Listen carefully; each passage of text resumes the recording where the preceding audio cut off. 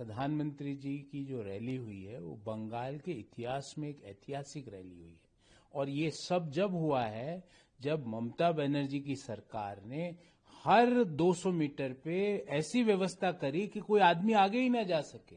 कृत्रिम रूप से ट्रैफिक जाम किया गया ताकि आवाजाही मूवमेंट खत्म हो जाए। गाड़ियां रोकी गई। बीजेपी के जहां झंडे थे, बीजेपी के जहां पोस्टर थे, उनको हटाया गया।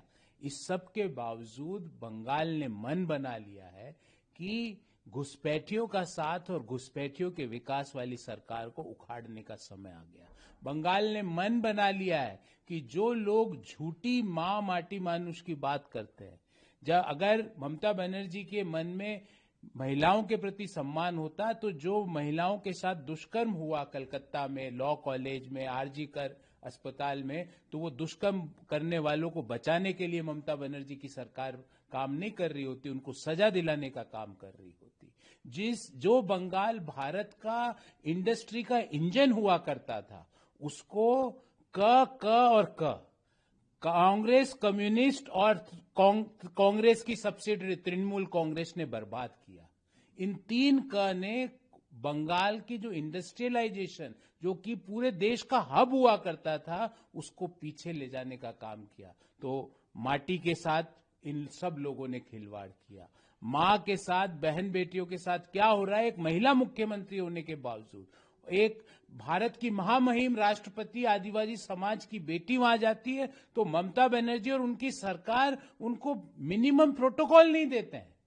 तो इन लोगों का, जिनका ना तो मां में विश्वास है ना माटी में विश्वास है, विश्वास इनका एक ही है, परिवारवाद और भ्रष्टाचार में। विश्वास इनका एक ही है, घुसपैठियों का साथ और घुसपैठियों का विकास। आज की रैली ने ये स्पष्ट कर दिया है कि तृणमूल कांग्रेस का हाल बंगाल में वही होगा जो बिहार में राजद का हुआ है। हो सकता है 2-4 सीटें राजद से कम आए तृणमूल कांग्रेस को, क्योंकि बंगाल के लोगों ने जिस तरह का अपार जन समर्थन प्रधानमंत्री जी की रैली और उनकी बातों में दिया है, आने वाला चुनाव के नतीजे आज स्पष्ट हो गए। देखिए सर, टीएमसी ने तो बीजेपी पर ही लगा दिया कि बीजेपी ने आज गुंडागर्दी की है, वहां पर मारपीट हो गई, पत्थरबाजी हो गई। शशि पांजा जो है टीएमसी के, अब बताइए, लॉ एंड ऑर्डर किसका सब्जेक्ट है? ये स्टेट के मिनिस्टर कह रहे हैं मारपीट हो गई, तो भैया आप मिनिस्टर क्यों? आपको इस्तीफा दे देना चाहिए। लॉ एंड ऑर्डर तो स्टेट सब्जेक्ट है, तो आप मिनिमम लॉ एंड ऑर्डर भी नहीं मुहैया करा पा रहे। इसका मतलब गवर्नेंस फेल हो चुका है। ये आज ममता बनर्जी के मंत्री ने स्वीकार कर लिया। अगर ममता बनर्जी इनकी बातों को सही मानती है तो आज ही इन्हें इस्तीफा दे देना चाहिए कि मुझे पुअर गवर्नेंस के कारण ममता बनर्जी को अपना इस्तीफा राज्यपाल को दे देना चाहिए, क्योंकि उनके मंत्री कह रहे हैं कि हम गवर्न नहीं कर पा रहे। पिछले कुछ दिनों से जो कॉन्फ्लिक्ट चल रहा है वर्ल्ड में, खासकर मिडिल ईस्ट में, एमईए के भी कुछ बयान आए जिसमें कहा कि चीजें ठीक हो रही हैं और हमने देखा कि कैसे हॉर्मुज से जो जहाज हैं वो आ रहे हैं, और एम्बेसडर जो है ईरान के, उन्होंने भारत को दोस्त बताया। और ये भी पेट्रोलियम मंत्रालय से जवाब आया कि जो आपूर्ति है उसको सुचारू करने के लिए तमाम चीजें, चिंता जरूर है लेकिन उनको ठीक जो विपक्ष के दल अपने हार की सेंचुरी बनाने जा रहे हैं, वो देश में अफरा तफरी और पैनिक का माहौल बनाना चाहते हैं। और इस पैनिक और अफरा तफरी में उन्हीं के नेताओं के पास हापुड़ में 55 भरे हुए गैस के सिलेंडर सपा नेता के घर पे मिले।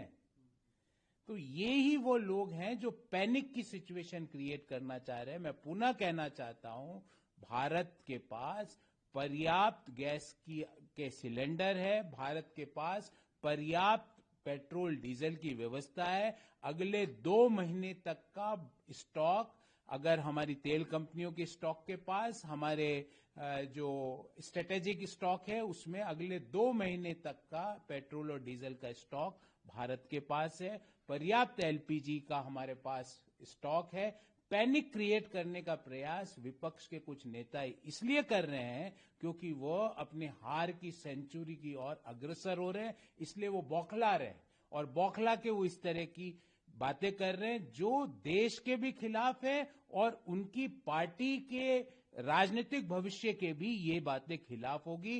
रही बात भारत की डिप्लोमेटिक ताकत की, तो आज जब पूरी दुनिया के जहाज हरमुज के स्ट्रेट ऑफ हरमुज में अटके हुए हैं। भारत का तिरंगा जिन जहाजों पर है वो स्ट्रेट ऑफ हरमुज से निकल रहे हैं। 2 जहाज ऑलरेडी निकल चुके हैं जिसमें लगभग 95,000 मेट्रिक टन एलपीजी है।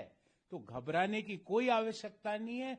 भारत की जियोपॉलिटिकल पोजीशनिंग इस तरह से है कि दुनिया के जहाज स्ट्रेट ऑफ हरमुज में रोके जा रहे हैं, पर तिरंगा जिस जहाज के ऊपर है वो जहाज वहां से सेफली उनको एग्जिट प्लान दिया जा रहा है। यही भारत की ताकत है और इसी को मोदी जी की डिप्लोमेसी कहा जाता है।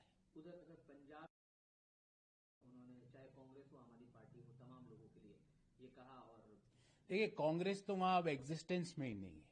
कांग्रेस तो इज वाइंड अप फोर्स है वहां। रही बात आम आदमी पार्टी, वहां पे जो मुख्यमंत्री है उनका सिर्फ एक ही काम है, केजरीवाल को प्रोटोकॉल देना। और केजरीवाल के 2-3-4 लोग हैं, वो पंजाब में कहां से कहां किससे क्या पैसा उगाही करनी है और उस पैसे को लेके दिल्ली कहां पहुंचाना, बस ये मॉडल बन चुका है।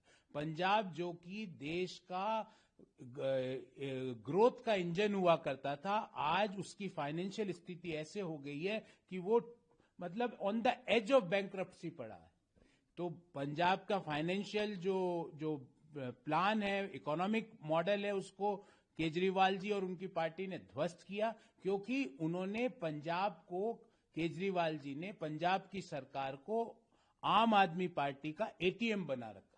जब भी आम आदमी पार्टी को कुछ पैसों की जरूरत होती है, जहाज की जरूरत होती है, प्रोटोकॉल की जरूरत होती है, वो पंजाब सरकार से लेते हैं। और पंजाब सरकार का काम आज गवर्नेंस देने की बजाय प्रोटोकॉल देना अपनी पार्टी के नेताओं को, जो कि दिल्ली से चुनाव हार चुके हैं, जिनका दिल्ली से पूरा राजनीतिक कैरियर खत्म हो गया, वो सब आज पंजाब के मुख्यमंत्री उनको सिर्फ प्रोटोकॉल मुहैया करा रहे हैं। और इन सब का नतीजा ये हो रहा है कि पंजाब की ग्रोथ निरंतर पिछड़ती जा रही है। अगर काशीराम जी का भी बयान आया, सीएम वो बना देते ये। अरे भाई, राजीव गांधी जी के समय काशीराम जी थे, क्यों काहे नहीं बने काशीराम जी सीएम? पीवी नरसिम्हा राव जी के समय काशीराम जी पूरी पॉलिटिक्स में एक्टिव थे, काहे उनको सीएम नहीं बनाया? इवन मनमोहन सिंह जी के समय भी काशीराम जी थे, काहे उनको सीएम नहीं बनाया? उस समय तो मनमोहन सिंह जी तो मुखौटा थे, सरकार तो राहुल गांधी और सोनिया गांधी जी चला रही थी, काहे काशीराम जी को नहीं बनाया? ये जिस तरह पिछले चुनाव से पहले राहुल गांधी जी अचानक ओबीसी बन गए थे, इस समय वो अचानक दलित बनने का प्रयास कर रहे हैं।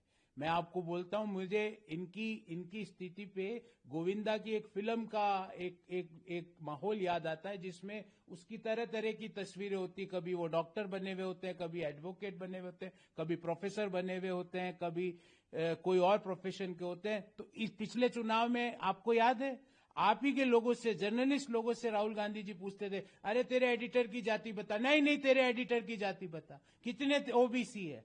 अब वो अचानक से उनको छोड़ के काशीराम जी, ये सिर्फ चुनावी माहौल में ये ऐसी बातें करते हैं। बाकी इनका ना तो काशीराम जी की आइडियोलॉजी से कुछ लेना देना है, ना ओबीसी के उत्थान में इनका कोई लेना देना है। इनका सिर्फ एक ही ऑब्जेक्ट है कि परिवार का वर्चस्व भारत में कैसे स्थापित किया गया।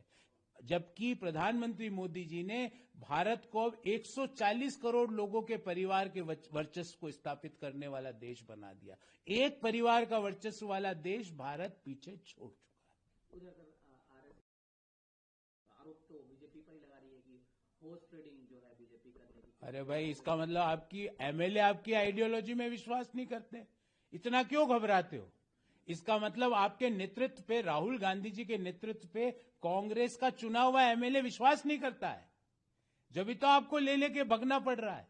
इसका मतलब मल्लिकार्जुन खड़गे साहब के नेतृत्व में, गांधी परिवार के नेतृत्व पे, प्रियंका गांधी और सोनिया गांधी जी के नेतृत्व पे कांग्रेस का इलेक्टेड एमएलए विश्वास नहीं करता है।